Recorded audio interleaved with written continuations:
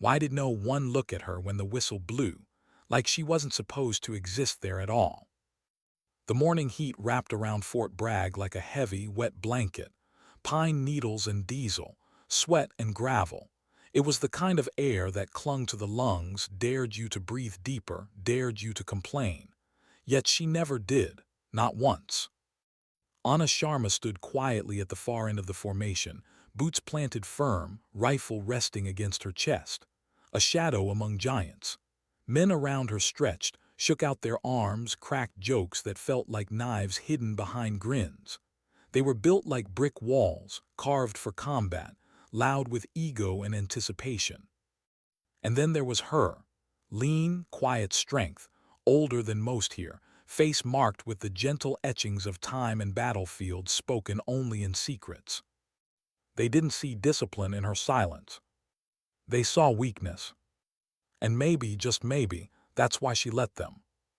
Hope they don't make us carry dead weight today. A Marine barked, laughter erupting around him. He didn't say her name. He didn't need to. Sergeant Rex, bulldog, Miller loved to speak in the language of subtle humiliation, sharp enough to cut without drawing blood. She didn't flinch, didn't wince, didn't even blink. Her breathing still, her pulse calm. Her mind, already somewhere deeper, inside walls, through corridors, around corners only she could see. Because while they flexed muscles and egos, she studied terrain, angles, shadows, learned the battlefield before it ever began. She had done it her entire life. But no one here knew that. Not yet. A distant buzz, command staff moving. The mission brief began. A hostage rescue, third floor, live OPFOR. Simple, objective, impossible environment. The kind of thing that separated the loud from the lethal.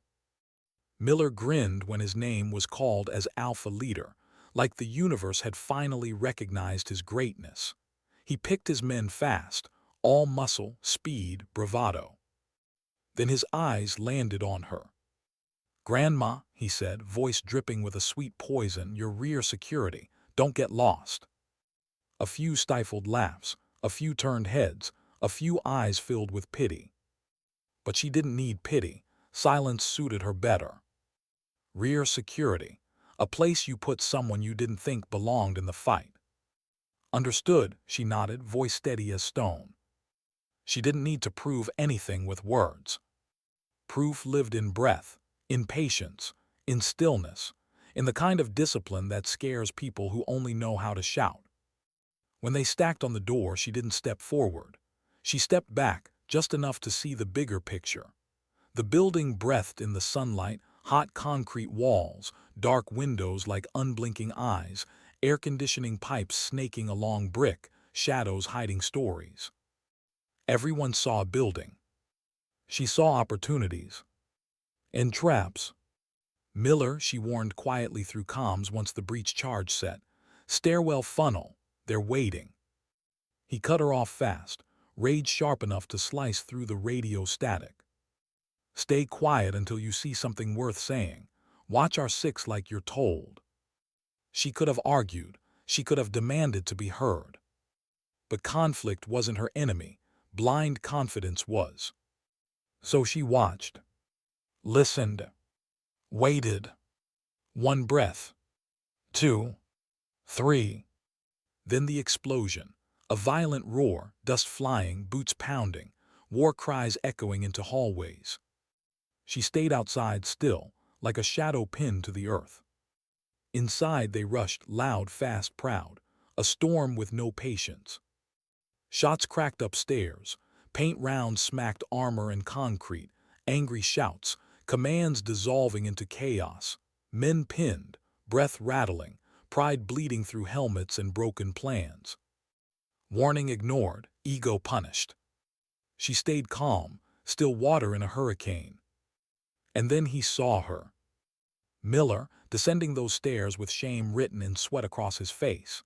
His team bruised, splattered, rattled. She stood like she never moved. Weapon lowered, eyes soft, mind sharper than a blade.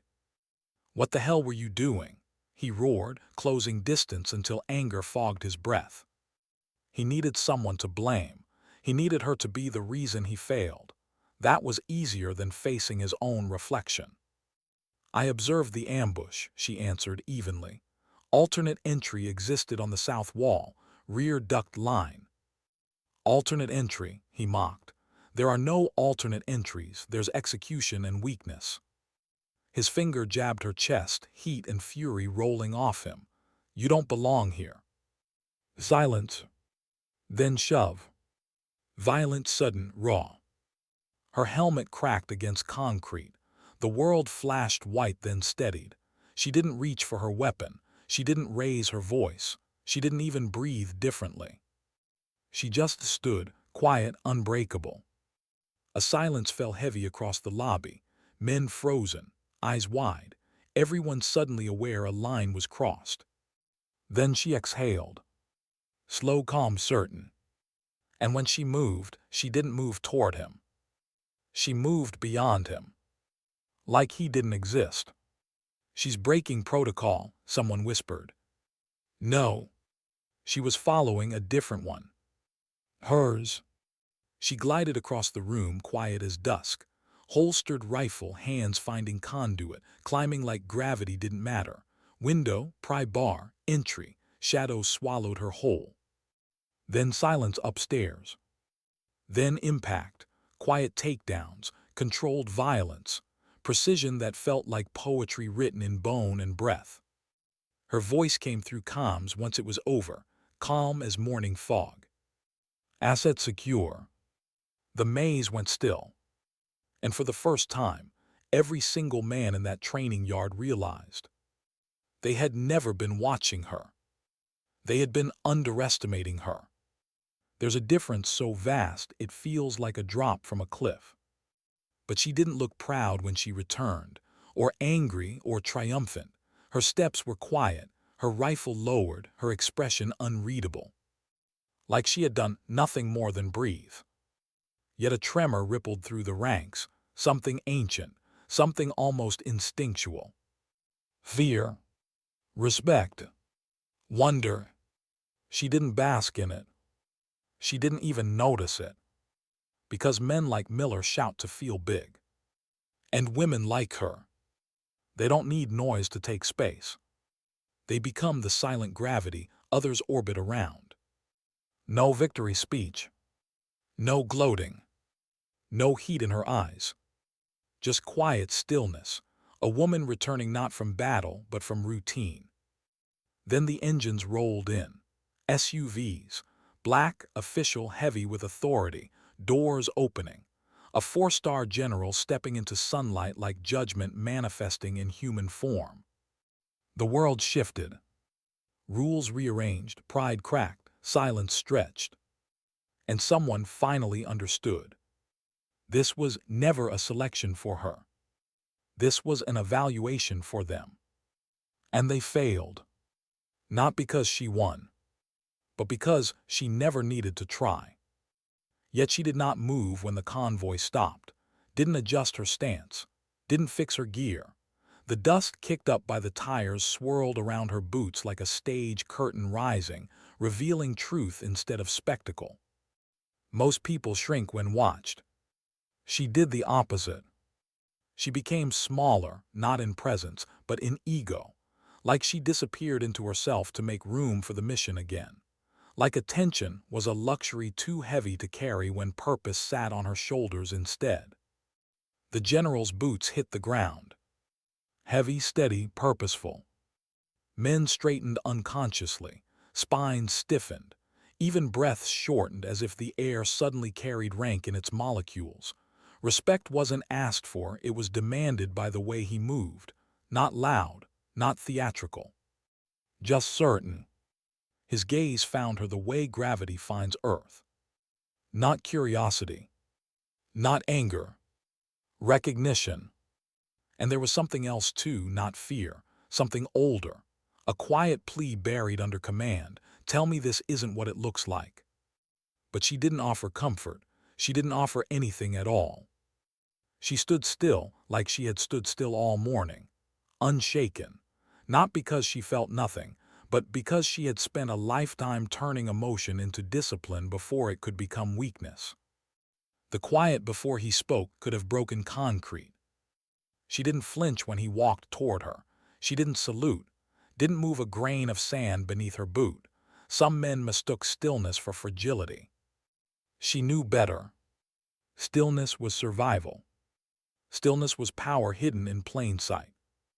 Stillness was the place warriors lived when noise killed clarity. Anna report. Her head tilted a faint inch, respect hidden within efficiency. Objective secure, minor complications. Her voice didn't carry pride, it carried truth. And truth, spoken quietly, can make even generals hold their breath. Pointed silence filled the space he didn't answer. He looked at her face like he was searching for cracks, evidence she was shaken, hurt, angry, anything human enough to justify outrage on her behalf. But she was stone-carved by years instead of hands. Not cold, just tempered in places pain could no longer touch. It wasn't that she didn't feel. It was that she didn't break where others bent. Miller's world began to crumble the moment the general turned his gaze on him.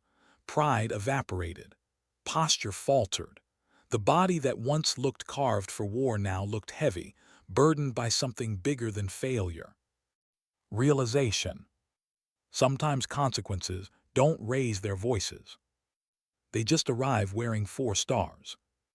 He tried to stand tall, tried to swallow panic, but the silence around him was heavy enough to crush ribs. He didn't understand yet, not fully, but instinct told him the universe had shifted under his feet, and he was falling through a crack only arrogance could create. The general's voice fell like a verdict carved in marble. Remove him from this base. No shouting. No theatrics. Authority doesn't need volume. Authority whispers, and the world moves anyway. The look Miller shot her wasn't anger now, it was disbelief. Fear. A drowning man searching for someone to blame only to realize he was the one who dug the ocean. She didn't return his gaze.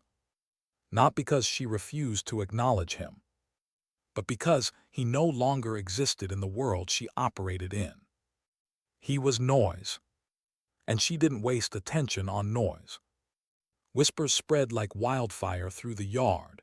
Men who once smirked now stood silent, breathing shallow as rumors became reality.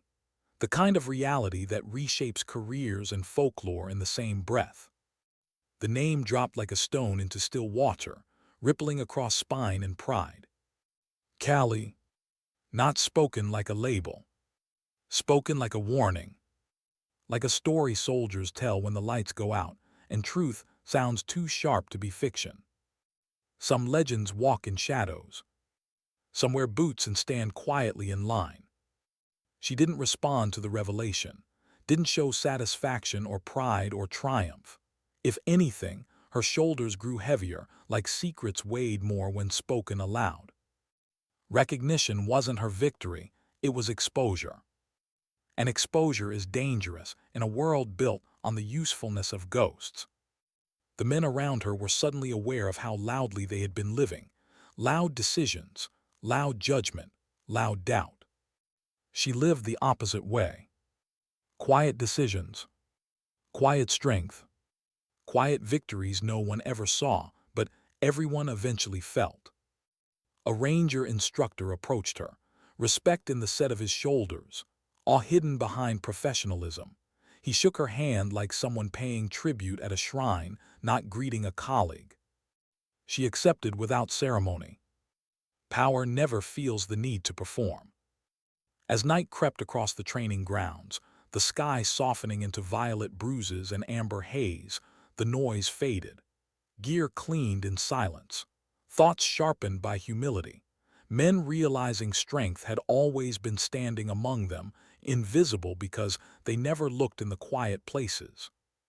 Tanaka's quiet gesture, the canteen, the meal landed not as apology but acknowledgement. A soldier bowing without bending his spine. A man recognizing strength the way warriors should through action, not words. She didn't say thank you, didn't nod, didn't soften. Thank you wasn't needed when respect was earned with discipline instead of demonstration. She returned to her rifle. The barrel gleamed beneath the fatting sun. Her fingers moved with memory instead of thought. Metal whispered against cloth. Oil breathed against carbon. A ritual older than most regrets and far more sacred. They stared at her like she was part myth, part reminder. That greatness isn't loud. That quiet isn't weakness. That the most dangerous person in any room is often the one who doesn't need to be noticed. Her breath was steady. Slow inhale. Quiet pause. Slow exhale. Not arrogance. Not indifference. Just presence. Unapologetic, unshakable, untouched by praise and untouched by doubt. Across the field, a young soldier watched her, jaw tight with shame. He had laughed earlier, joined the noise, didn't stop it, and now the weight of that silence burned heavier than any reprimand. He had learned a lesson no textbook could teach. Never mistake quiet for lesser. Never mistake kindness for softness. Never mistake patience for permission. The night deepened, crickets stirred, flags rustled. The world exhaled slowly, exhausted from holding tension. And she sat there, a silhouette carved against twilight, wrapped in stillness like armor. No medals shone on her chest, yet she carried victories no ribbon could ever hold. Strength didn't roar tonight. Strength simply existed. Unbothered, unbreakable, unseen until it chose to be seen. Some warriors fight with force, some with fire, but the rarest fight with silence and certainty, and they win long before the battle starts. Sometimes dignity doesn't raise its voice or clench a fist. Sometimes it doesn't defend itself at all. Sometimes dignity simply stands. And in standing, it teaches the world what real power looks like. Why did the night feel heavier than combat itself? She sat in silence long after the others settled into their tents, their murmurs fading into the hum of insects and distant generators. Her fingers paused over the rifle she'd already cleaned to perfection twice, yet she wiped the chamber again, slower this time, not out of need but out of habit. Busy hands make a quiet mind, and quiet minds remember things they wish they didn't. A voice crackled behind her, low and unsure. "You don't sleep." She didn't turn. Kenji Tanaka stood a respectful distance away, helmet tucked under his arm, sweat still drying in the collar of his shirt. He wasn't like the others. Still young, but carved with a kind of restrained discipline, like someone raised by silence instead of noise. "Sleep is earned," she answered, "not assumed." He didn't step closer, smart. Respect wasn't about distance. It was about understanding space. "What you did today," he began, voice catching like he feared the sentence itself, "was that planned or instinct?" She didn't answer immediately. That silence made him stiffen, as if waiting for punishment instead of reply. Finally she spoke. "Instinct is what you do at the edge of failure. Planning is what prevents you from reaching that edge." He nodded slowly, absorbing it like scripture rather than advice. He hesitated, you ever feel alone doing it that way?" She waited, breath steady, heartbeat slow. "I am not alone." Her answer wasn't defensive, wasn't protective, just true. He frowned lightly, but none of them saw it, they didn't get it. "That wasn't required." A small pause, the night settled deeper around them. He took a slow breath, then asked softly, "Does it ever bother you, knowing you have to prove yourself every time?" Her chin lifted a fraction, eyes fixed forward. "I do not prove myself," she said. "I simply do the work. Others decide what it means." He swallowed, and she caught the smallest flicker of doubt in his eyes, not doubt in her but in himself, his path, his strength, his silence. She spoke more gently this time. "You saw, that's enough." His throat tightened. He didn't try to speak again. Somehow, silence felt fuller between them now, like a shared space instead of a wall. When he finally walked away, he didn't hurry. He left like a man walking away from a truth too large to digest in one night. When he disappeared into the shadows, she allowed herself a long breath, one she'd been holding since daylight. Peace was a rare gift. It never lasted. A twig snapped behind her. Not carelessly. Intentionally. She didn't reach for her weapon. She didn't turn fast. She turned slowly, deliberately, and found Master Sergeant Cole emerging from the darkness, hands behind his back. His face was tired, lines carved deep like trenches dug over decades of war. "You waiting for a medal?" he asked quietly. "No. You waiting for someone to clap, tell you what a miracle you are?" "No. You waiting for them to understand?" "No." He exhaled through his nose, gaze lowering. "Good," he muttered, "because they won't, not truly." There was no bitterness in his voice, just knowledge earned the hard way. He stepped closer, arms folding across his chest. "I've seen operators who thought they were gods," he said, "but you move like someone who knows gods bleed." A quiet acknowledgement, not flattery, real recognition. "Why did you let him shove you?" That question pierced deeper than the shove ever could. Her gaze darkened, not anger, but memory surfacing like an old scar beneath skin. "Because reacting gives power. And striking back should only happen when silence no longer protects life." He stared at her with something between respect and unease. Most would have put him on the floor. "He was already there," she answered softly. "He just didn't know it yet." Cole's breath hitched, like he'd been struck not in the body, but in the pride. He'd walked battlefields yet still underestimated the battlefield she walked. "You scare me," he admitted. "You're not supposed to be comfortable around someone like me," she replied. He nodded once, a soldier accepting truth. "Why are you really here?" he asked. Her eyes drifted toward the dark tree line, where pine needles whispered secrets into wind. "To observe the pipeline." "That's the official answer," he said. "What's the real one?" She hesitated, just enough to reveal vulnerability had not left her entirely. "There was an incident," she murmured. "A mission went wrong." His voice softened, gravel mixing with something almost human. "You lost people." She didn't blink. "I lost silence," she whispered, "and silence has always been safer than grief." He let the words rest between them, heavy, fragile, sacred. "You're not here to test them," he said slowly. "You're here to see if the world still has a place for you." She didn't deny it, didn't confirm it. Truth didn't need to speak when it was already breathing. "Get some rest," Cole said quietly. "Tomorrow won't get easier." "No," she agreed, "it won't." He walked away, and she remained still, watching the horizon like it might attack. The past had a habit of doing that. Sleep eventually came, not gentle but necessary. Morning didn't break gently. It slammed into the camp with whistles, boots thudding, gear clattering. She rose before the first command echoed across the yard, because warriors who wake only when ordered have already lost the first battle. She laced her boots slower today, not from fatigue but contemplation. Yesterday was revelation.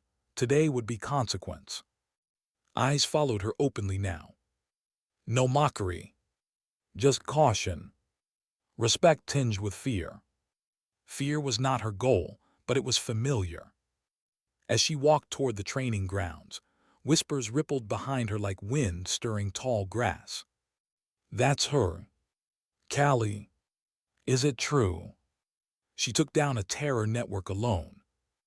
No one operates alone. She does. Each whisper carried awe and ignorance woven together. People always mythologized what they didn't understand, but she didn't need to be myth. She needed to be useful. Miller was gone, his bunk stripped, his absence louder than his presence had ever been. Discipline wasn't always about punishment. Sometimes it was about removal. She caught Tanaka watching her again, one boot kneeling in dirt as he tied his laces, gaze steady, thoughtful. He didn't look away when she met his eyes. Not curiosity, not doubt, reflection, and maybe something else, something young soldiers rarely feel around living legends. Possibility. Master Sergeant Cole's voice cut through the air. Formation. Boots lined, back straightened, and she stood not at the front, not in deferential shadow, just where she always had. Ordinary placement, extraordinary absence of need to correct it. Cole looked at her only once, short and sharp, not to acknowledge rank but to acknowledge presence. He lifted a clipboard. Evaluation phase continues, he said. Urban stealth, night infiltration, target disablement, team rotations. No repeats. A murmur broke. No repeats meant no leadership crutch. No hiding behind command structure. Everyone exposed. And Sharma, Cole added, eyes on her like a weight. She floats.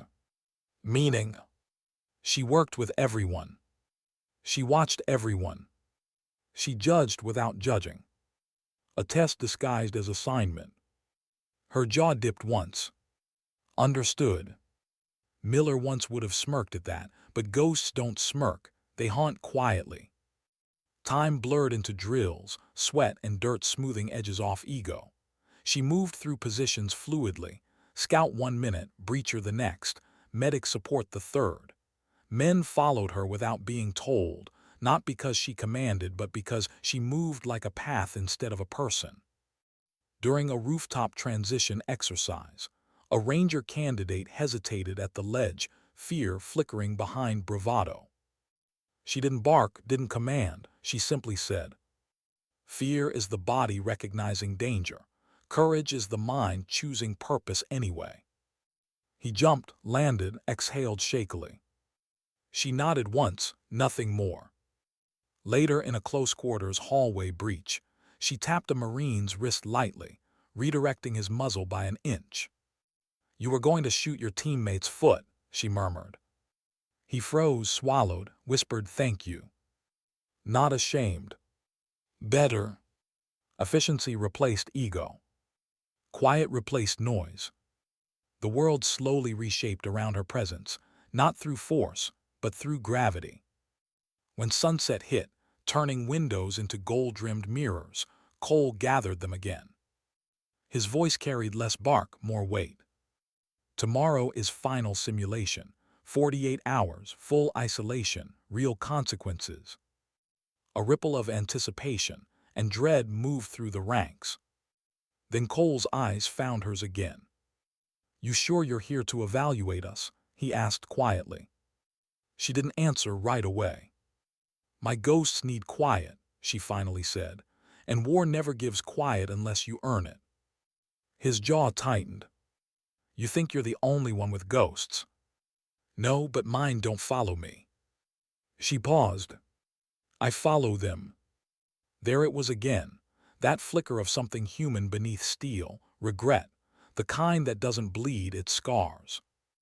Night fell, and as she sat cleaning her rifle again, Tanaka approached once more. He didn't bring food this time, or water. He brought silence, and sat beside her without a word. She didn't look at him, didn't need to. Sometimes companionship doesn't speak. Sometimes it simply arrives and stays. He stared forward, breath steady. "When this is over," he said quietly, "what happens to someone like you?" She didn't stop moving the cleaning rod, didn't blink. "Someone like me," she said, voice soft as a falling leaf, "doesn't get ending, only assignments. And if you could choose—" She paused. A long, aching second. "I'd choose a life where no one needed someone like me." He looked at her like someone staring at a mountain, and suddenly realizing it had roots deeper than he ever imagined. He didn't answer, didn't try to fix it, just sat beside the quiet. She didn't thank him, that wasn't needed. He stayed anyway. Warriors understand warriors. But legends sit alone until someone chooses to sit with them without fear. Sometimes dignity doesn't command. Sometimes strength doesn't roar. Sometimes the most dangerous heart is the one that wishes it didn't have to fight at all. And sometimes, the world needs a quiet blade more than a loud sword.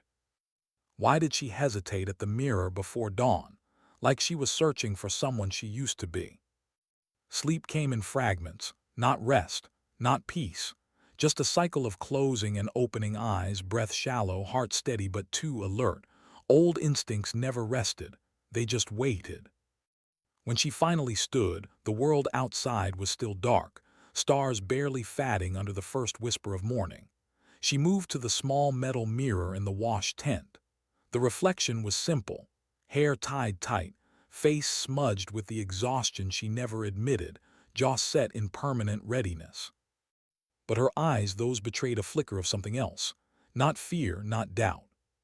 Weariness. Not of battle. Of being seen again. There was safety in being unknown, power in anonymity. When people knew what you were, they treated you like a weapon instead of a person. And weapons don't get to rest. They only get used. Behind her reflection, Tanaka's quiet steps approached. He didn't announce himself. Warriors rarely needed to. "It's starting," he said softly. She nodded once, no urgency in her movements, just discipline shaped into breath and muscle. The air was crisp as they stepped outside, still morning darkness, dry pine scent, boots crunching gravel. The camp moved like a machine waking, some soldiers jittery, nervous energy cracking knuckles and tightening straps. Others held silent determination, faces calm, ready. And then there were a few staring at her, not with challenge but with something new. Expectation. She ignored it. Leadership wasn't claimed. It wasn't given. It was proven in silence long before anyone realized who they followed. Master Sergeant Cole stood before them, fatigue cap low, arms folded. His presence wasn't loud. It didn't need to be. Quiet authority always carried further. 48-hour operation, he announced. Urban environment, unknown threats, civilian elements, real fatigue, real pressure, food and water limited, live decision-making. There will be consequences for mistakes. A murmur rolled through the formation.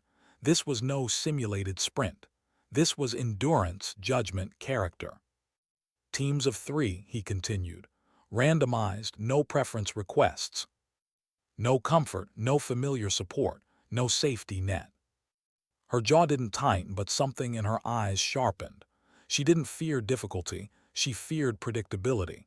Predictable environments made complacency easy, and complacency kills. Cole read out teams, name after name, pair after pair, and finally, Sharma Tanaka, Rossi. A ranger, a green beret, and her. She didn't look at them. She just shouldered her pack, adjusted her sling. But Tanaka looked at her, not with relief but with a quiet resolve. Rossi approached too, still carrying the mark of that first humiliating hit during the stairwell ambush.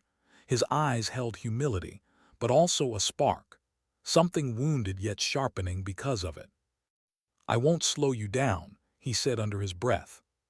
She glanced at him, not long but enough. "Don't try to keep pace with me," she answered. "Keep pace with the mission." It wasn't unkind, just truth. Cole handed packets, objective envelopes sealed. He paused at her hand just a fraction longer, eyes searching hers again, looking for something he couldn't name. "Remember," he said quietly only for her, "you're not here to fix them, you're here to see them." She didn't reply. Sometimes duty isn't about guiding. Sometimes it's about witnessing. They opened the envelope only when instructed. Mission infiltration. Target acquisition. Extract intel package. Evasion required. No direct engagement unless necessary. Classic, difficult, designed to break egos and reveal minds. They moved into the training compound. A faux city with cracked pavement, staged civilians, abandoned vehicles, windows like watchful eyes. Even artificial battlegrounds held truth. Fear didn't care whether bullets were rubber or steel. Rossi adjusted his rifle nervously. Tanaka checked corners with quiet fluidity. She scanned rooftops instead, always looking where others forgot to. "Movement northwest window," she murmured. Rossi startled. He didn't see it. Tanaka didn't either, but they trusted. "Copy," Tanaka replied, shifting angles. Just like that, command without commanding.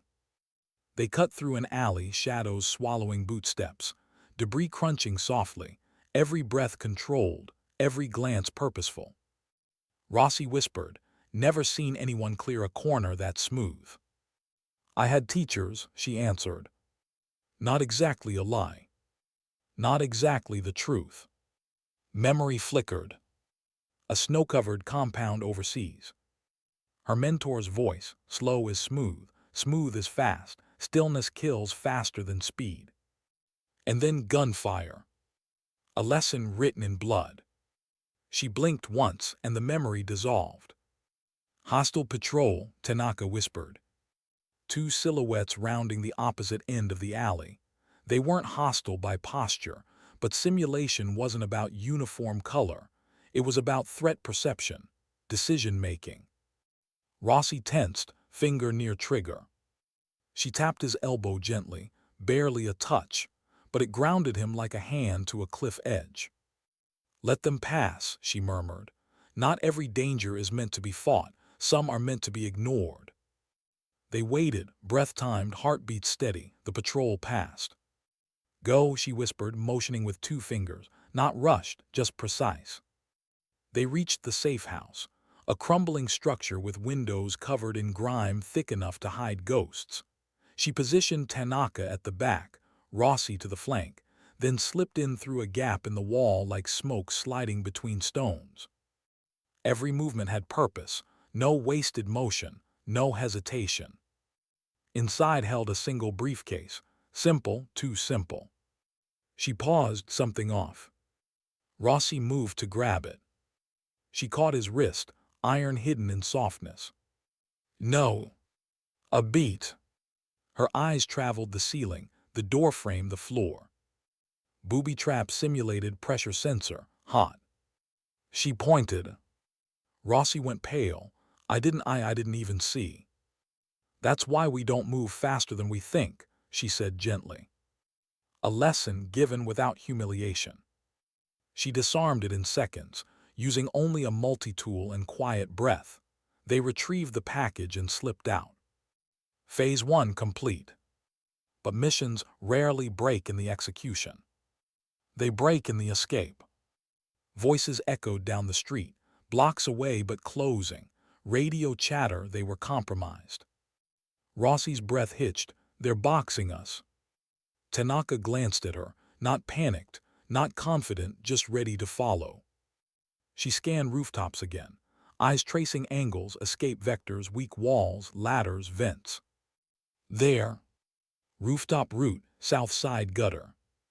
Rossi stared at the flimsy metal pipe. "That thing will collapse." "For you," she said. He blinked, then how? She didn't answer, she moved. Up the pipe, hands soft, feet controlled. Body weight distributed perfectly. She climbed like gravity only half applied to her. Tanaka followed, less graceful but efficient. Rossi hesitated, fear flickering. She looked down at him, not impatient, not demanding, just steady. "You don't rise by wanting to be brave," she said. "You rise by doing the thing fear says you can't." He clenched his jaw and climbed. Halfway up, the pipe groaned, metal bowing. Rossi froze, panic spiked. "Trust your body," she said calmly. "Fear is a lie your muscles know the truth of." He moved slow, breathing ragged, but he made it. They sprinted rooftop to rooftop, leaping narrow gaps, rolling silently, breath controlled. Simulation gunfire cracked below. Flashbang simulation charges lit alleys. "Corner turret," Tanaka whispered, spotting a silhouette ahead. Then we don't go forward, she murmured. She jumped sideways, onto a slanted roof, sliding silently, grabbing a drain line, swinging into an open window 3 stories down like water obeying gravity instead of fighting it. Tanaka followed, grunting at the impact. Rossi tumbled in after, landing awkwardly but safe. Inside was dark, quiet. They listened as footsteps thundered above. "Why didn't we engage?" Rossi whispered. "War isn't about killing," she answered softly. "It's about staying alive long enough to matter." They moved again, slower now, fatigue settling in like dust, hunger creeping, thirst scratching throats, stress carving expressions into stone. Hours blurred, streets navigated, hostels evaded, shadows used like allies. Night fell, cold wind replaced heat, their bodies tired but instincts sharpened. At a burned-out storefront, she stopped suddenly. Tanaka froze beside her. Rossi nearly bumped into them. "What is it?" Tanaka whispered. She didn't look at them, she listened. Breath shallow, ears tuned, muscles motionless. Then slowly, she removed her rifle sling and handed her weapon to Rossi. His eyes widened. "Why?" "Because you need to learn," she whispered, "and I need to see what you do when you don't think I'm watching." Are we separating?" "Yes." Rossi's pulse spiked. Tanaka inhaled sharply. "Why split now?" Tanaka asked. "We're close to extraction." "Because missions don't test you when you're ready," she murmured. "They break when cohesion is comfortable." Rossi's voice cracked. "I don't." "You do," she said, "or you learn, either earns respect." She could have made it easy, but leaders don't prepare followers, they forge equals. She placed her hand briefly on Rossi's shoulder. "Not comfort, calibration." "Remember, fear lies," she murmured. "Purpose doesn't." And then she disappeared into the night, like smoke abandoning flame. Tanaka whispered, "We'll meet at Rally Point."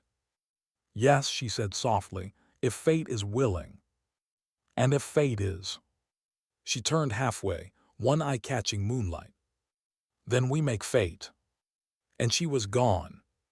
Her footsteps silent, her path unknowable, her presence leaving an echo more powerful than her shadow. Rossi swallowed hard. "She just left us." "No," Tanaka said, staring after her. "She trusts us." Rossi exhaled shakily. "And that scares you?" Tanaka asked. Rossi nodded. "More than anything." Tanaka looked toward the shadows she vanished into. "Good," he whispered. "Fear means we're about to grow." And somewhere in the darkness ahead, she moved alone again, not because she wanted to, but because legends walk separate from others long before anyone realizes they're not walking alone. They're leading from the shadows. Sometimes strength is knowing when to guide. Sometimes strength is stepping away so others can rise. And sometimes, the hardest battles are not the ones fought with enemies, but the ones fought with the part of yourself that remembers what it cost to become this strong. Why did silence feel louder when she was alone, like the world was holding its breath, waiting for her to break? The alley swallowed her. Cold crept into her skin, but she didn't feel it. She had walked through deserts colder than winter and jungles hotter than fever. Environments changed. The mission never did. Her boots barely whispered against concrete. Every step camouflaged, every breath measured. She didn't look back. She didn't need to. Trust wasn't a comfort, it was a test. She had given Rossi and Tanaka more than a chance. She had given them responsibility. And responsibility was heavier than fear. She moved through a shattered doorway and into a forgotten structure, dust trembling beneath silent footfalls. Broken shelves, peeling paint, smell of rust and trapped air. Simulated war zone realism was always imperfect, too sterile around the chaos, too designed in its decay. Real battlefields were messier, and quieter, and far more sacred. She took a knee in the darkness, scanning through slits of broken brick, spotting patrol shadows slicing across distant streets. They were tightening their net, her team somewhere within it. For the first time since arriving in this place, she let herself feel, not vulnerability, not fear, but a soft ache she rarely acknowledged. The ache of memory. Not of death, but of living beyond it. She shut her eyes. A face flashed. Not Miller's, someone older, warmer, laughing under desert stars, telling her once that silence was a language all warriors learned eventually. "You speak it too fluently," he had teased. She had smiled then. She didn't smile now. A sharp crack, simulation round striking metal far away. Their position had been discovered, not hers, the boys. Rossi and Tanaka were moving, scrambling, alive, good. She inhaled once. Time to assess the battlefield again. 3 patrols, 1 rooftop sniper, noise distraction ahead, chase pattern looping predictable arcs. She could slip past all of them easily, but she didn't move yet. Because missions weren't just about success. They were about understanding.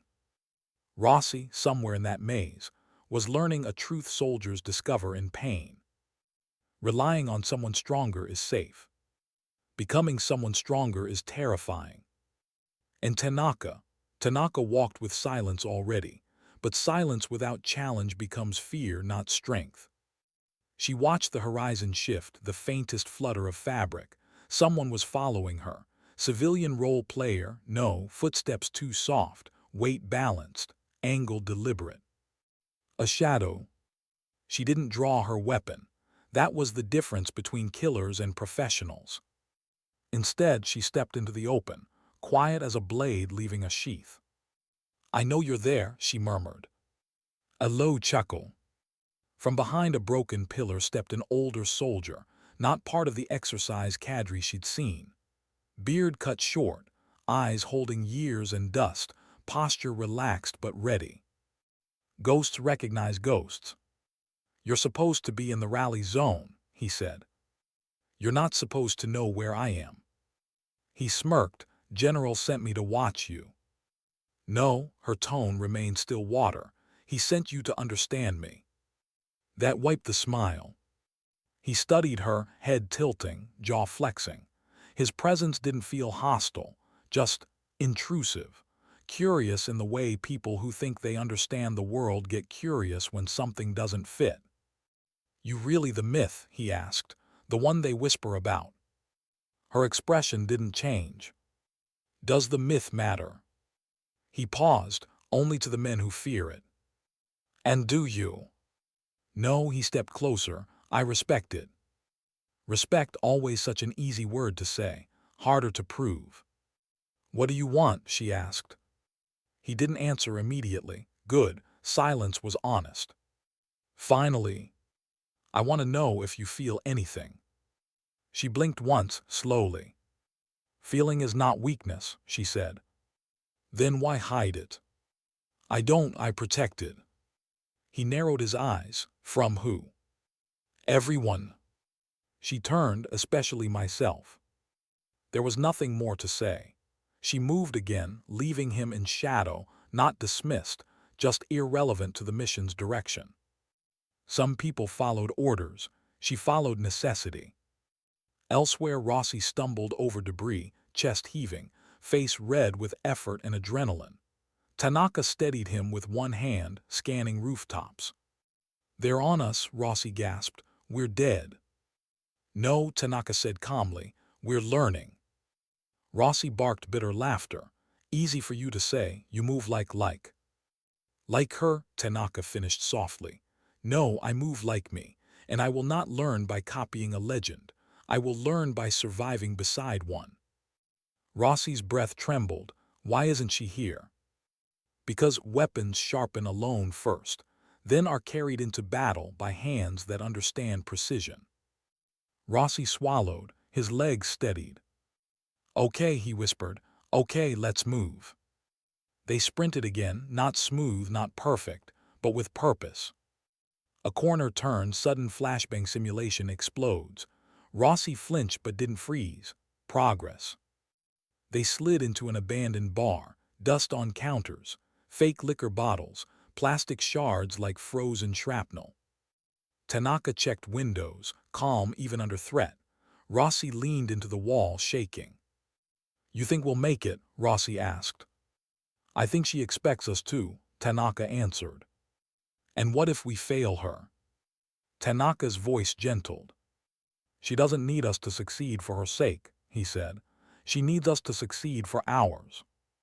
Rossi's breath hitched. "She's not human." Tanaka shook his head. "No, she's too human. That's what makes her terrifying." She stayed one rooftop away, unseen but reading every move. Not intervening, not steering, just witnessing. Every stumble, every panic breath, every moment they chose purpose over fear. Growth made noise only if you knew how to hear it. A radio crackle, Cole's voice distant. "All teams shift to extraction phase. Enemy closing." She moved, swift, fluid, a shadow with purpose. A patrol turned the corner ahead, two silhouettes. She flattened against stone, breath held, timing heartbeat to footsteps. They passed. She crossed the street without looking, rushed. Panic wastes movement, urgency plans it. A small crowd gathered near a checkpoint, role players simulating civilians. Some nervous, some curious, some wary. She walked through them without glance, posture neutral but commanding space without taking it. "Ma'am," a trainee guarding the crossing said hesitantly, almost bowing. She nodded once, no title needed. Recognition was permission enough. She met the boys at the northeast breach line, where trees blended back into training ground wilderness. Rossi collapsed to sit, shaking. Tanaka exhaled sharp relief, not weakness, just release. She crouched in front of Rossi, not towering, not belittling, equal level, eyes steady. "What did you learn?" Rossi swallowed hard. "That fear lies." "Good, what else?" He hesitated, then his voice cracked quietly. "That strength isn't loud." She nodded once, and he exhaled. "That I can do more than I think, if I stop trying to be saved." A beat. She placed a single hand on his shoulder, not praise, not comfort, permission to keep becoming. "Now," she murmured, "you begin." She turned to Tanaka. "And you?" Tanaka's expression held something deeper, quiet honor. "I learned that walking in silence isn't enough," he said. "Silence must serve something." Her gaze softened the slightest fraction. "Yes." He didn't smile. He didn't bow. He simply breathed steadier, like he had stepped closer to a truth he'd chased without knowing why. Cole arrived moments later, whistle sharp, clipboard in hand. His eyes found her first, not searching for answers but acknowledging them. He addressed the squad. "You completed, most didn't. Lessons sunk in. Some will leave here better. Some will leave here realizing they never belonged." He looked at Rossi and Tanaka, not with favoritism but with earned respect. "Rest," he ordered. "Debrief at 900. Rossi stood shaky, Tanaka steady. They moved toward tents, more soldier than they were 2 days ago. Cole waited until they were out of earshot. "You didn't save them," he said. "No." "But you didn't abandon them." "No." He studied her. "You ever wonder what would have happened if someone trained you that way, instead of forging you in fire?" A shadow crossed her face, memory suffocating light for a moment. "No," she whispered. "I don't wonder. Wondering is wishing." "And you don't wish." She looked at the sky, stars flickering like distant ghosts remembering Earth. "I used to. And now. Now I accept." Cole nodded slowly. Respect, grief, recognition of someone who carried weight he couldn't measure. "You know they're going to worship you after this, right?" "I don't need worship." "No," he said, "but humans give it anyway to what scares and inspires them." Silence stretched. "Tomorrow begins the exfil phase," he said. "Hardest part, no safety nets. You going to let them fall?" "If falling teaches flight, yes." And if it kills them? Her jaw flexed, that tiny flicker of ache again. Then they were never meant to rise. And you, he asked quietly, were you meant to rise? She didn't look at him. I was meant to endure. Cole swallowed. He didn't argue. Some lives weren't built for soft landings. As she turned to go, he called after her. You know, legends don't get to retire. She paused, back still to him. Legends don't live long enough to. And she walked into darkness again, comforted not by solitude, but by knowing she had given someone else a chance to chase quiet strength instead of loud survival. Sometimes leadership is invisible. Sometimes greatness is proven by leaving space for others to grow. Sometimes the strongest heart is the one that wishes it could rest, but keeps walking anyway. Because peace isn't earned by force. Sometimes peace arrives only when you've walked through every violence the world could offer and still chose dignity instead of destruction. And sometimes, being strong means wanting an ordinary life, yet carrying an extraordinary burden because no one else can. Why did the rain start just as dawn broke, like the sky knew she needed a moment to breathe? It wasn't a storm, not yet, just a soft, steady drizzle kissing the dirt, turning dust into earth again. The kind of rain soldiers learn to love, not loud enough to distract, just enough to wash away pretend war for a breath or two. She stood alone beneath a pine tree, head bare to the drops. Others hurried to shelter, pulling ponchos, cursing weather like it was the enemy. But she didn't flinch. Rain was truth. Rain hid tears. Rain sounded like memory. She didn't wipe her face. She let water trace lines where grief used to. Her throat tightened. Once long ago, not in a classroom, not in a selection course, but far across the world, a man died in her arms beneath rain just like this. He had smiled through blood, whispering, "You never belong to war. War just borrows you." She didn't believe him then. She still didn't know if she believed him now. Soft footsteps behind her. Tanaka again. He didn't intrude. He hovered a respectful distance until she acknowledged him with the slightest angle of her head. "You didn't sleep," he said. "You did." He blinked, surprised she knew. He shouldn't be by now. Nothing about him escaped her notice, not because she watched, but because she listened. People spoke loudly when they were silent. "I feel strange," he admitted quietly. "Growth is discomfort," she said, "and learning is pain disguised as progress." He absorbed that like scripture again, a student not of her but of truth. Rossi approached next, slower, more hesitant. He carried 2 cups of hot instant coffee, hands shaking slightly, not from fear now, but fatigue and humility, and something like pride buried under exhaustion. "For you," he said, offering 1 cup. She didn't take it. Instead, she nodded toward Tanaka. Rossi blinked, confused, until Tanaka gently accepted the 2nd cup and placed his own into her hand. Recognition, mutual, balanced. A lesson passed without speaking. Respect is not earned by giving first, but by knowing when not to insist. Rossi lowered his gaze, but not out of shame this time, out of understanding. They drank under quiet rain, 3 silhouettes beneath pine branches. For a rare moment there was no test, no objective, no looming consequence. Just breath and earth and rain. Then the whistle blew again. Reality returned like steel slamming shut. Cole's voice firm, louder than before. "This is it, final phase."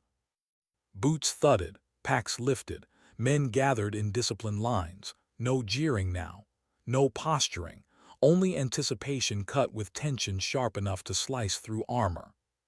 Cole scanned them all, but his eyes landed briefly, almost vulnerably, on her. "This phase isn't about fighting," he announced. "It's about extraction under pressure. Mistakes will separate careers from fantasies." A chuckle rolled through some ranks, nervous, forced. He continued. "No map, limited directive. real civilian interference, unknown hostile elements. You will secure intel packets and move to the extraction zone. Route is dynamic, threat response live. Silence. And if you get caught. His tone hardened. You fail. Fail wasn't about simulation. It was about trust. Future. Doors opening or closing forever. Rossi swallowed hard, Tanaka's jaw set like stone. And she simply shifted her rifle strap and waited. Cole's eyes lingered on her again, something unspoken, something unsentenced. Then he blew the whistle. Movement erupted. They started together again, but she slowed first, not falling behind, simply letting space form. That space mattered. Space gives others a chance to choose leadership instead of following it blindly. Rossi checked corners now carefully, methodically. Tanaka took high angles, not eager but alert. She noted changes in breath, pace, shoulder tension. They weren't boys anymore. They weren't her, not yet, but they had begun walking toward themselves. Not every soldier becomes a warrior. Not every warrior remains human. They had a chance at both. The faux city sprawled ahead. Today it felt alive, civilians moving, role players shouting for help, simulated chaos weaving through quiet streets. Pressure everywhere, doubt in every window. Tanaka spotted movement first. Check left roof. He didn't yell, he whispered, progress. Rossi responded, civilian observer, no weapon. She nodded, silent approval. Objective building 2 blocks south. Tanaka breathed, checking their packet. And likely trap, she murmured. Tanaka didn't argue, he adjusted path. Rossi whispered, alternate entry. Window 3rd floor, west side, she said instantly. How can you? He stopped himself. Instead, I'll confirm. She didn't smile, but something softened in her posture. Learning wasn't obedience. Learning was ownership. They reached the building quiet as dusk. Rossi moved to breach. Tanaka covered. She stepped back, not helping, not saving, just observing. Rossi paused, exhaled, adjusted grip, entered. Clean, smooth, no stumble. Even she couldn't hide the quiet flicker of approval. Inside, the building was sparse. Fake office furniture, broken computers, training props, but there were 2 OPFOR waiting, hidden behind cubicle corners. Rossi spotted the first, hesitated, muscles tensing. Tanaka saw the second, eyes flicked to her for a fraction. She didn't move. He made the decision. Non-lethal takedown, fast and precise.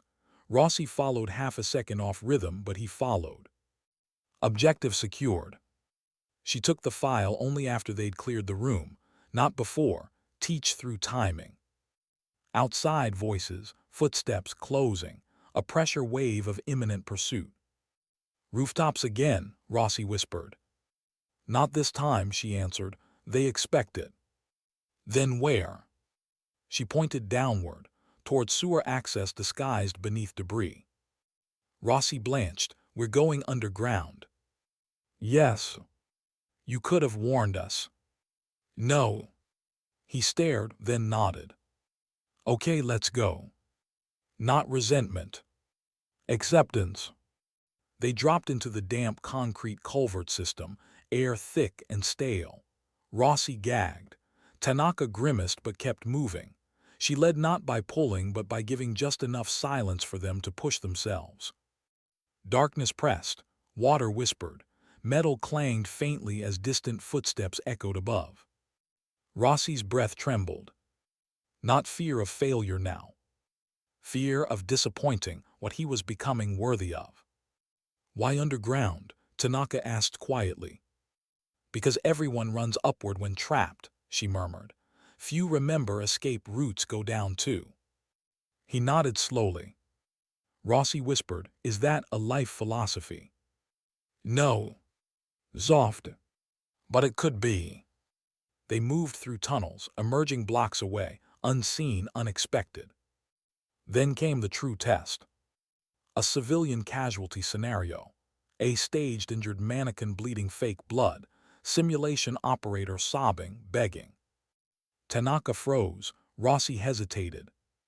She didn't give direct instruction. Because ethics without pressure is just theory. Tanaka knelt first, hands gentle but precise. We can't abandon civilians. Rossi looked torn, but extraction time. She waited, eyes unreadable. Tanaka said softly, missions matter, people matter more. Rossi clenched his jaw, decision made. They carried the civilian to a safe handoff zone, burning time, risking failure, choosing humanity without explicit approval. When they reached the extraction perimeter, they were late, breathless, mud-streaked, exhausted. Cole stood there, arms crossed, face unreadable. You're behind schedule. Tanaka looked ready to take responsibility. Rossi opened his mouth. She stepped forward first.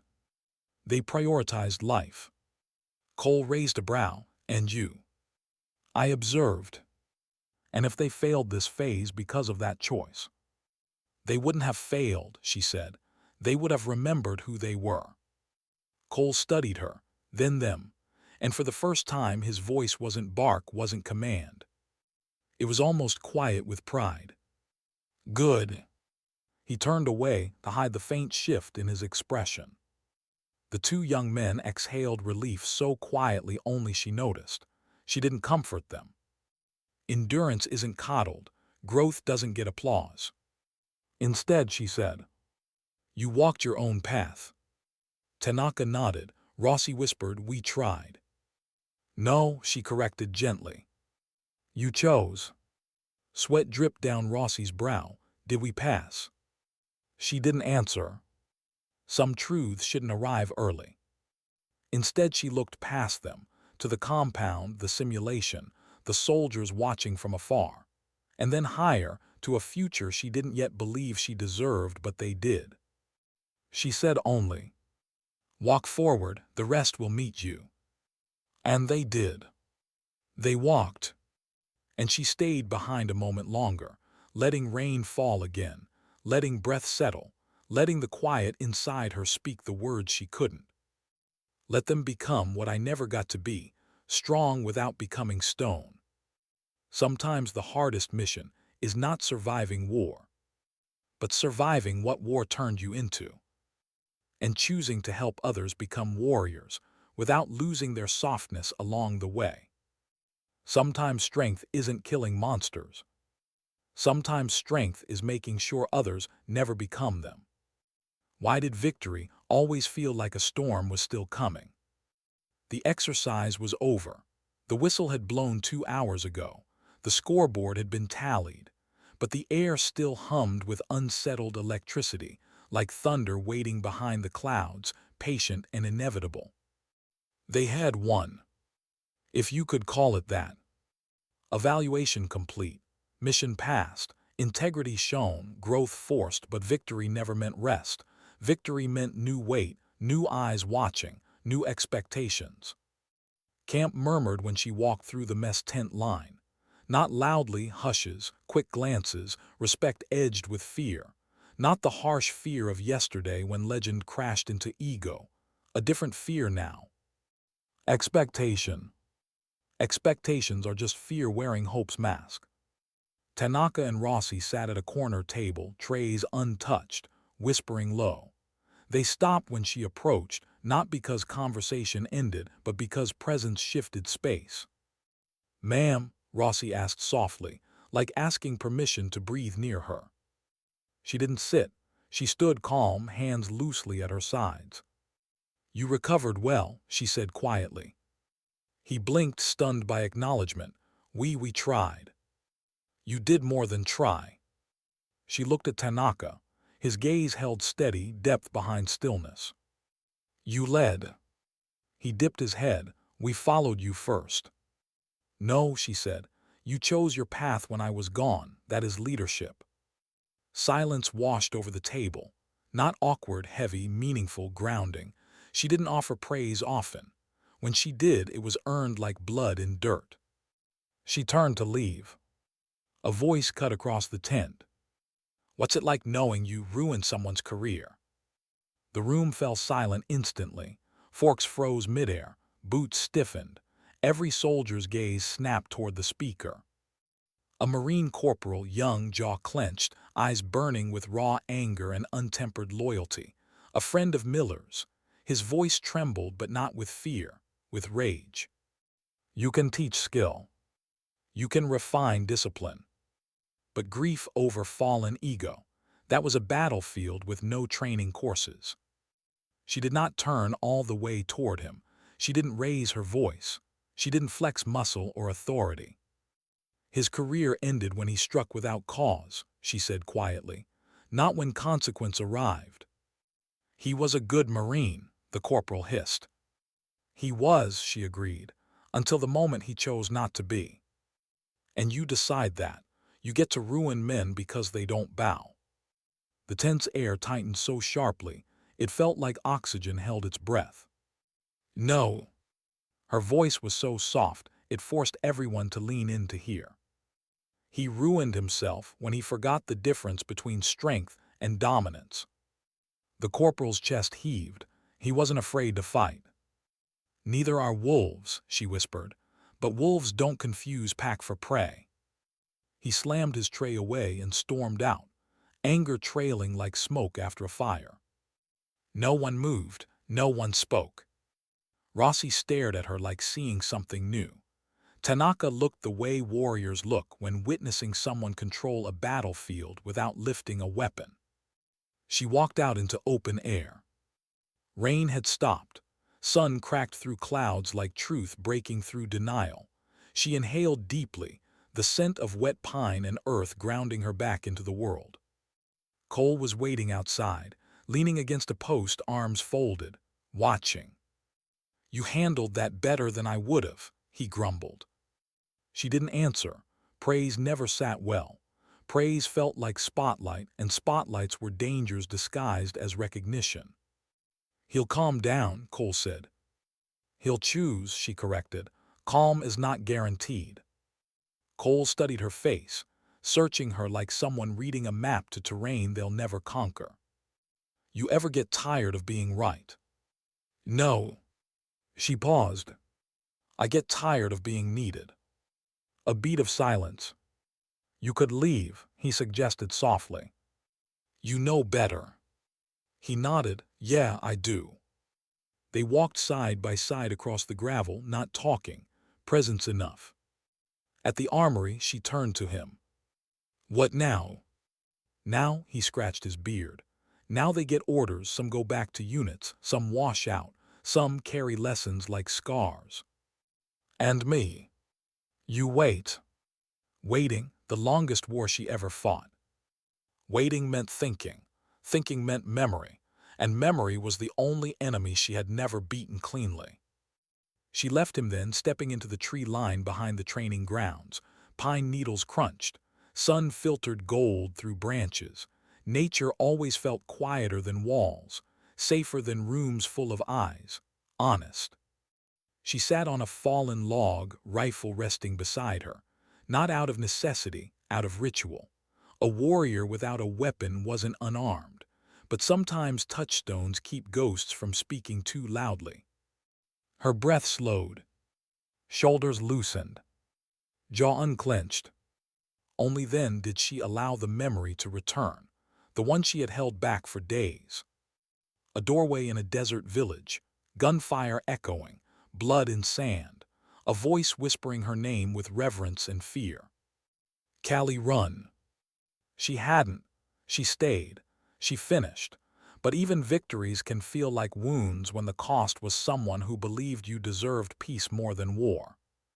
Her eyes closed, lashes trembling once, the smallest crack allowed, not weakness, release. Footsteps behind her, soft, familiar. "Tanaka." "May I?" he asked. She opened her eyes, nodded. He sat, but not too close, leaving respectful space, learned space. Rossi joined seconds later, clumsy but earnest. They formed a quiet triangle in the woods, unspoken bond heavier than rank. No one talked first. That was respect. That was understanding she taught without words. Finally, Rossi exhaled shakily. I still feel like I'm waiting for you to tell us what we did wrong. She looked at him for a long moment. You're waiting for permission to believe you did well. His eyes widened.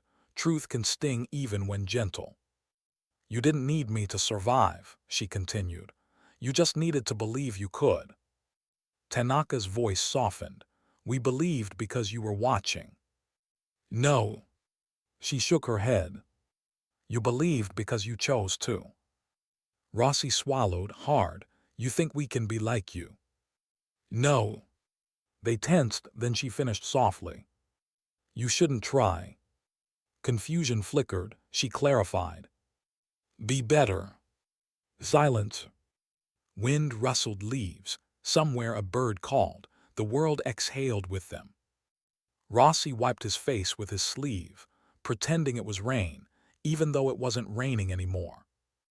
Will we see you again? He asked quietly.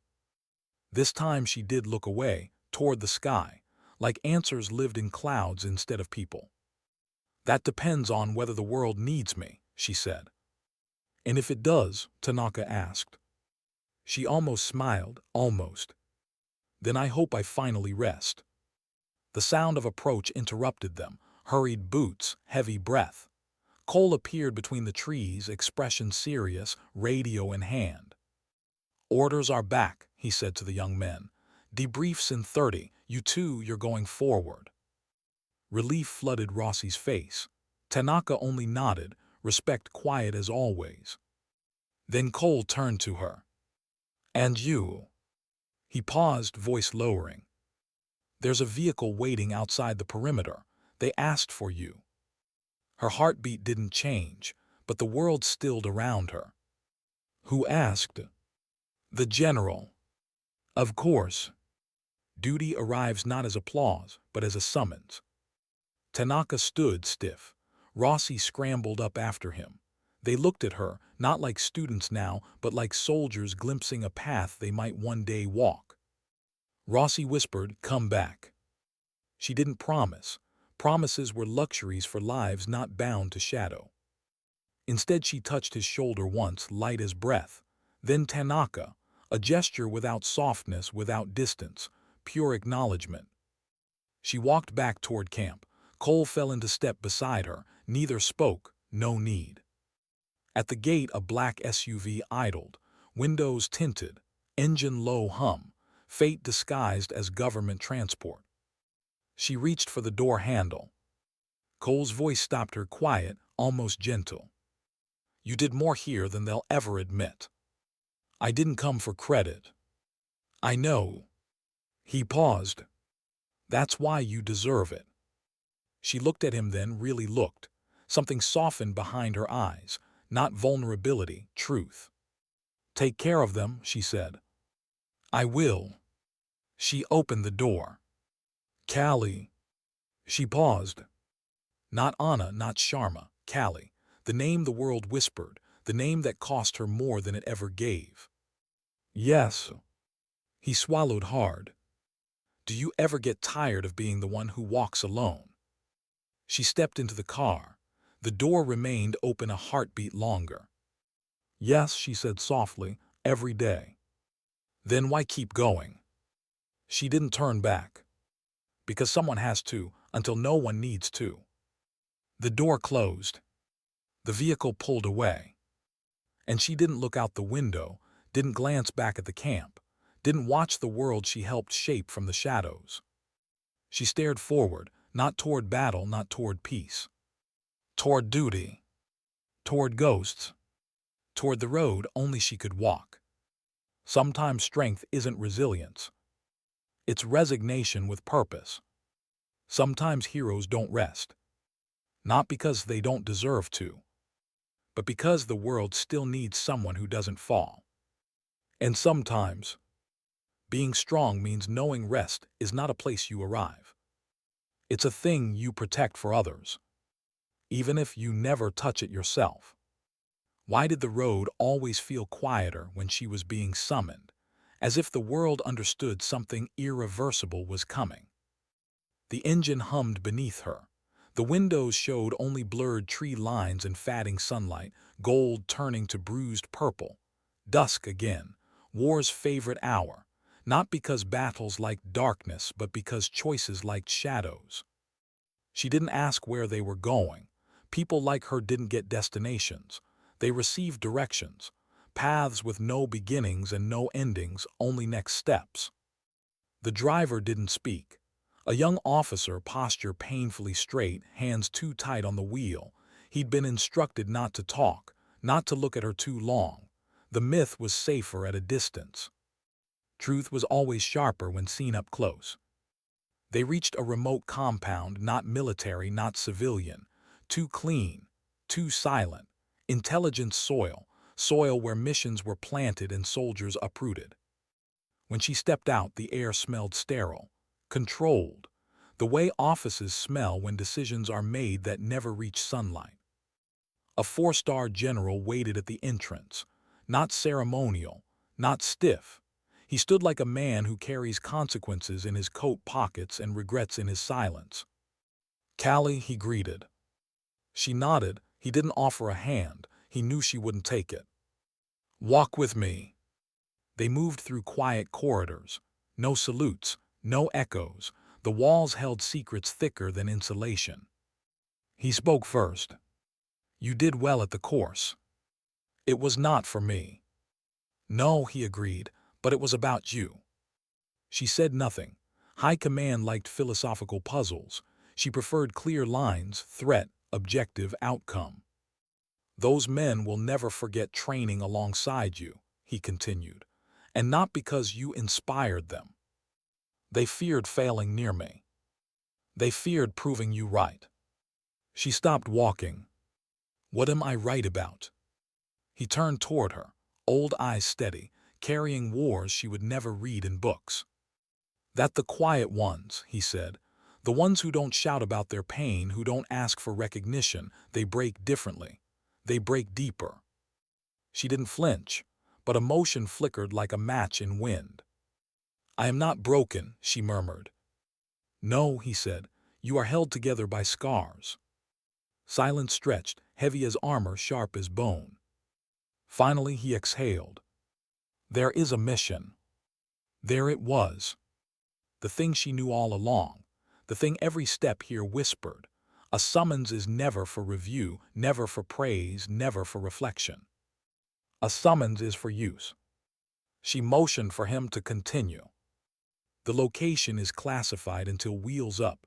Target high value, hostile environment, local forces compromised.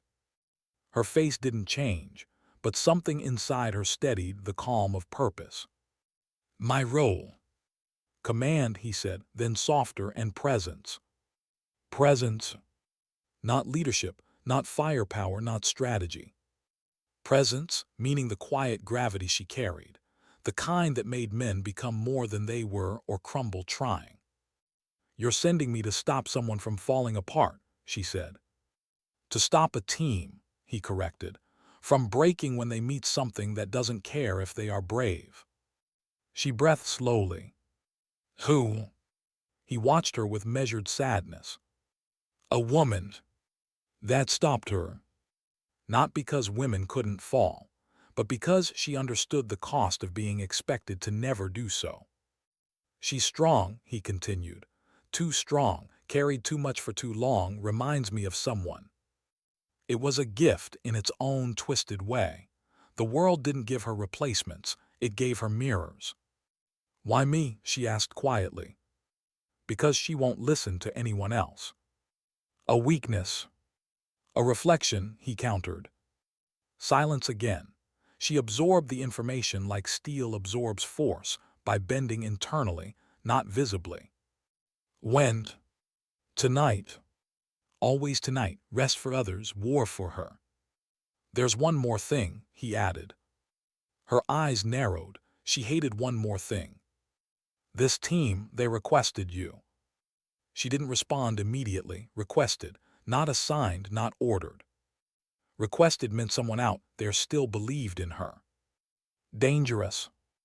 Belief made people hold you like you were salvation, without understanding salvation costs blood too. She finally spoke. "Give me the file." He handed her a sealed folder, thick, red stripe, eyes only. She opened it. Photos, reports, psychological notes, satellite images. A woman standing in dusty tactical gear, eyes fierce but tired, haunted, a ghost walking inside skin. And then, a name. Her heartbeat stilled. Not quite shock, not surprise, just inevitability tightening like a knot around her spine. She knew that name, knew the face, the jaw, the eyes that once burned with reckless hope. Not a stranger, not an operative, a friend. Once long ago, in another war, in another life. A sister not by blood, but by survival. Someone who once held her hand during explosions and whispered laughter into the dark to keep nightmares from winning. Someone she lost when fate pulled them down separate roads. Someone she failed to save from the quiet war inside, the war that starts when bullets stop. "Why her?" she whispered, not to him, to the universe that always twisted memory into duty. "She asked for you," he said only one person could pull her back. Her throat tight, so slightly a lesser man wouldn't notice. The general noticed.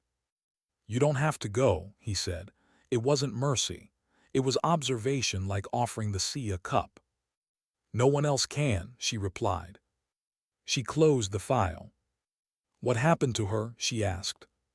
"Loss," he said simply, and silence. She inhaled once, deep, controlled. "Prepare transport." He nodded. "Calli." She paused. "Do you ever regret choosing this life?" She did not turn. "I didn't choose it," she said. "I answered it. And if the call ever stops." She stepped forward, shadow sliding across tile. "It won't." He didn't argue. Some truths weren't meant to be softened. At the staging airfield, rotor blades sliced night air. Spotlights washed steel and canvas like sterile moons. A team waited, masked emotions, tense shoulders, eyes trained but uncertain. When she approached, they straightened like wire tightening. One man stepped forward, lieutenant by rank, but shaken in soul. "You're her?" he asked, all wrapped in desperation. "Yes." Relief broke across him harshly, relief born not from comfort, but from finally seeing the last hope arrive. She's different now," he whispered. "Cold, closed, she scares them." "Does she scare you?" "Yes," he swallowed. "And she used to be the one who told me fear was just unused courage." She absorbed that, another reminder. The strongest break silently. The loudest fall first. But the quiet ones fall hardest. "Can you bring her back?" the lieutenant asked. "I don't bring people back," she said gently. "I remind them they can return if they choose. And if she won't, then I will walk beside her until she does." He exhaled like someone letting hope hurt them on purpose. The ramp opened, engines roared, the world sharpened. As she stepped aboard, the lieutenant whispered, "Why do people like you never rest?" She strapped in, looked forward. "Because rest is safety," she murmured, "and safety is earned by those who never feel it." The doors closed with finality, not prison bars but a vow. She felt the aircraft lift, felt gravity loosen, felt the familiar hum of inevitability. Some missions are about saving lives. Some are about ending threats. Some are about bringing justice. But some missions are about looking into someone else's darkness and remembering who taught you how to survive your own. She closed her eyes as the night swallowed them. Not to sleep. To gather herself like a blade returning to fire. There are wars between nations. Wars between men. Wars between ideologies.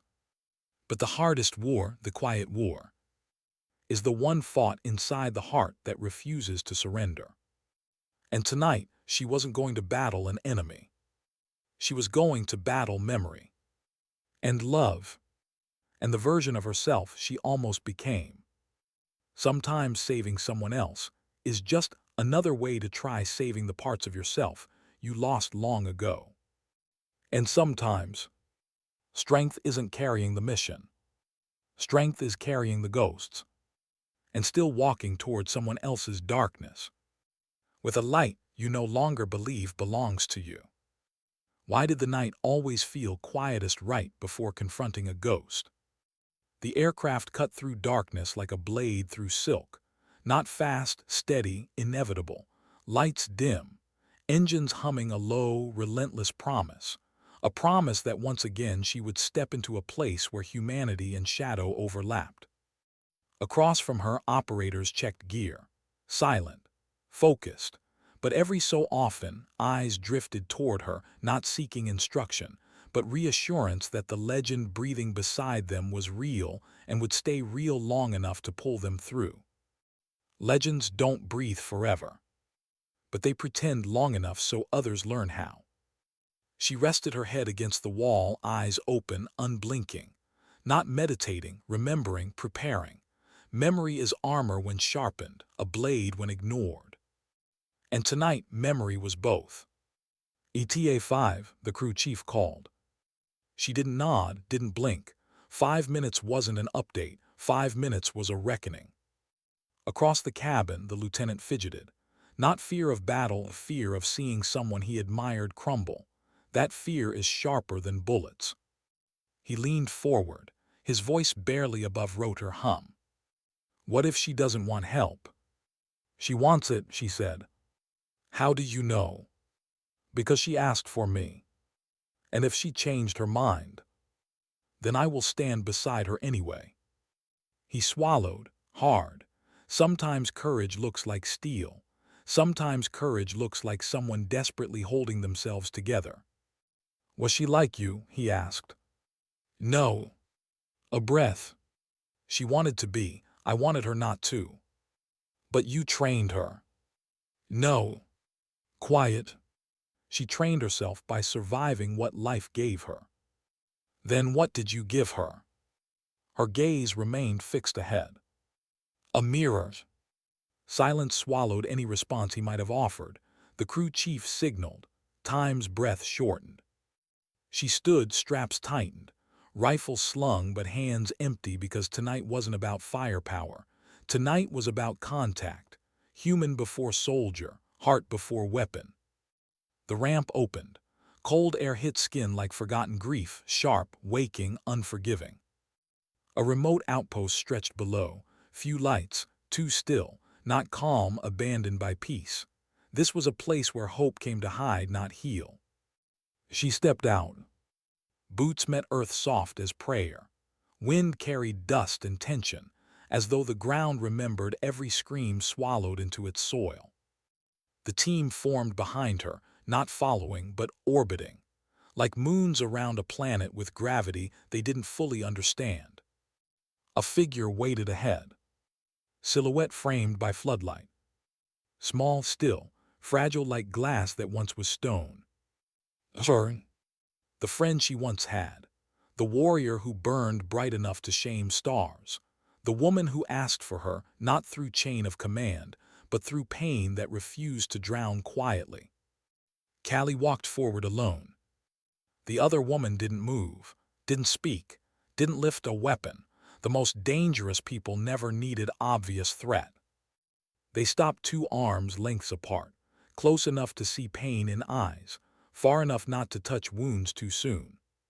For a moment, neither breathed. Then, you came. Voice raw, like someone scraping rust off truth. You asked. A bitter, broken smile flickered. I wasn't sure you would. I wasn't sure I should. Pain flashed across the woman's face, not offense. Relief. Honest, aching relief. Still honest, she whispered. Still here, Calli corrected. Wind picked up. Dust circled around boots. Night held its breath, the universe knowing something sacred and painful was unfolding. The woman's eyes filled. Not tears yet, just pressure from emotion carried too long. "Do you hate me?" she asked. Calli shook her head once. "No." "Do you blame me?" "No." The woman swallowed. "Do you forgive me?" Calli didn't answer yet. Forgiveness wasn't a switch. It was a horizon walked toward slowly, steadily, painfully. "You were hurting," Calli said, "and you ran from help." The woman's voice cracked. "I didn't know how to ask." "You did," Calli whispered, "just now." Silence, the kind that floors armies, the kind that changes people without force. The woman's shoulders trembled slowly, like strength refusing to surrender even while breaking. "They listened to me once," she said. "They followed me. I led them. I was good."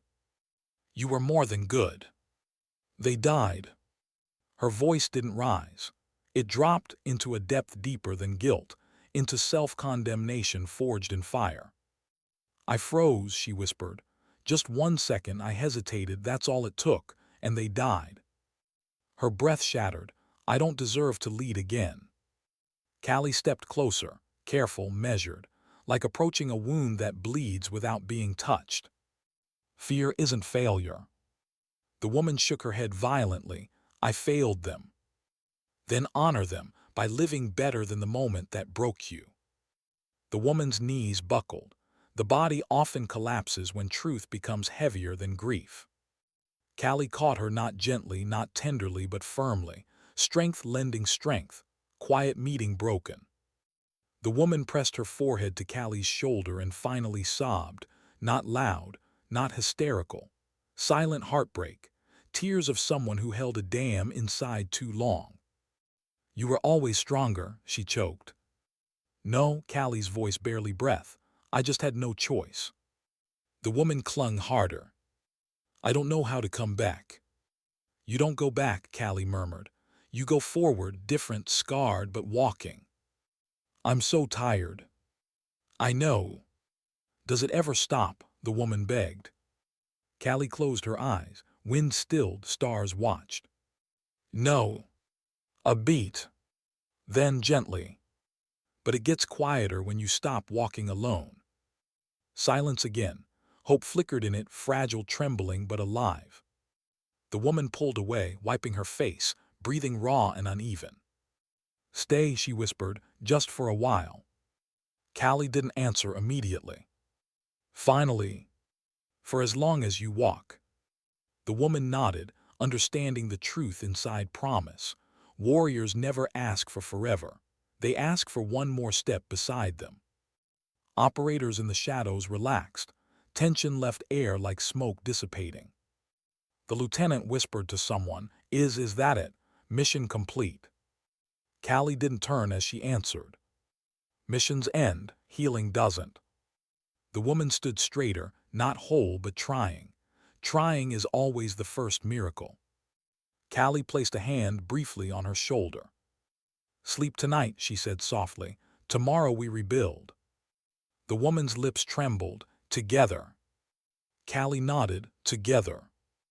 They began walking back toward light. Two silhouettes, one steady, one stumbling, both moving. Behind them the earth held no answers. Ahead, the sky promised no ease. But step by step, pain loosened its grip into possibility. No battle won. No demon slain. No triumphant music swell. Just quiet resilience, reborn not from victory, but from refusal to quit. And sometimes, dignity doesn't roar. Strength doesn't shine. Hope doesn't shout. Sometimes dignity doesn't speak. It simply acts, walks, stays. And sometimes, the greatest warriors are not the ones who never fall, but the ones who rise again, carrying someone beside them, so neither has to climb alone.